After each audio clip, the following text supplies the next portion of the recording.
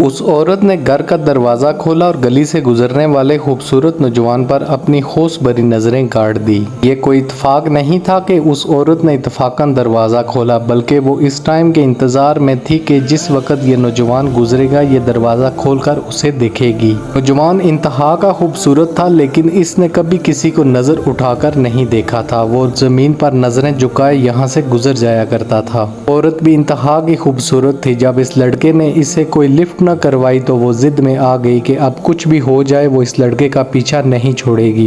इस खूबसूरत लड़के को छोड़कर हर मर्द की तमन्ना थी कि वो उस खूबसूरत औरत को हासिल करे, लेकिन लड़का जिस पर ये औरत फिदा थी वो उसको नजर उठाकर देखता तक न था। वो औरत सोचने लगी कि कैसे इस नौजवान को हासिल करे और उसकी अना को तोड़े। आखिरकार इस औरत ने एक शैतानी मंसूबा बनाया जिस पर अमल करके वो इस लड़के को हासिल कर सकती थी। अगले दिन जब वो नौजवान वहां से गुजर रहा था तो एक बूढ़ी औरत ने उसे आवाज लगाई और कहा कि बेटा, मेरी मालकन आपको बुला रही है, वो कोई मसला आपसे पूछना चाहती है। वो पर्दादार औरत है इसलिए बाहर गली में नहीं आई। नौजवान सादा दिल इंसान था, इसे इस बात का अंदाजा नहीं था कि इस औरत ने इसे किस मकसद के लिए बुलाया है। नौकरानी इसे एक खूबसूरत कमरे में बिठाकर चली गई। कुछ देर बाद वो औरत कमरे में आई। नौजवान ने इस खूबसूरत औरत को देखकर अपनी नजरें झुका ली और इंतहाई अदब से पूछा कि मुहतरमा बताएं आपने कौन सा मसला पूछना है। इस पर औरत ने प्यार भरी नजरों से देखते हुए इस लड़के से कहा कि मैं एक बार तुम्हें हासिल करना चाहती हूँ ताकि मेरे दिल को सुकून आ जाए। ये बात सुनकर नौजवान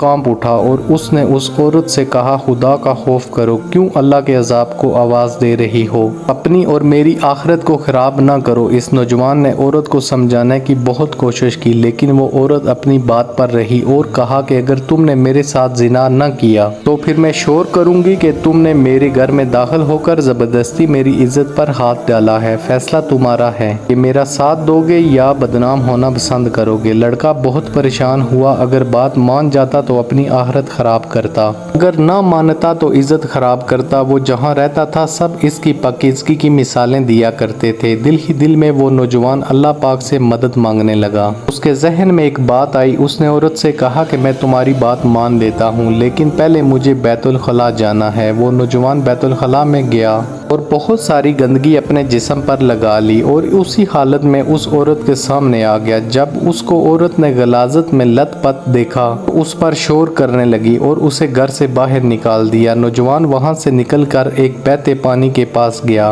वहां खुद को और अपने कपड़ों को अच्छी तरह साफ किया और वापस मदरसे चला गया जहां पर वो इस्लाम और कुरान की तालीम हासिल करता था।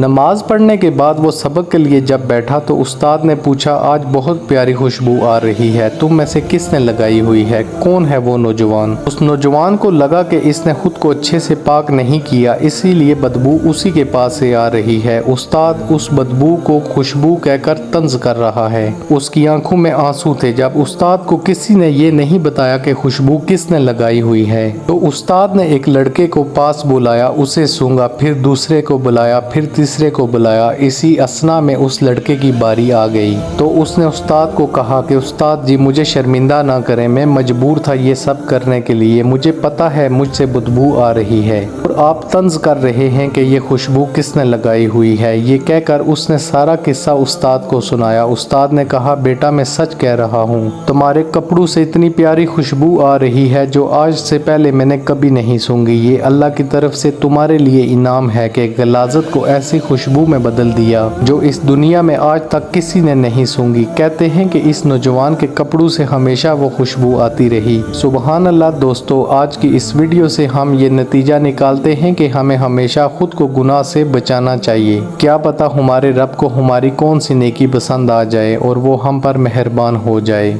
आखिर में अल्लाह पाक से दुआ है कि वो हमें दुनिया और आखिरत में हमेशा कामयाब करे। आमीन या रब्बुल आलमीन।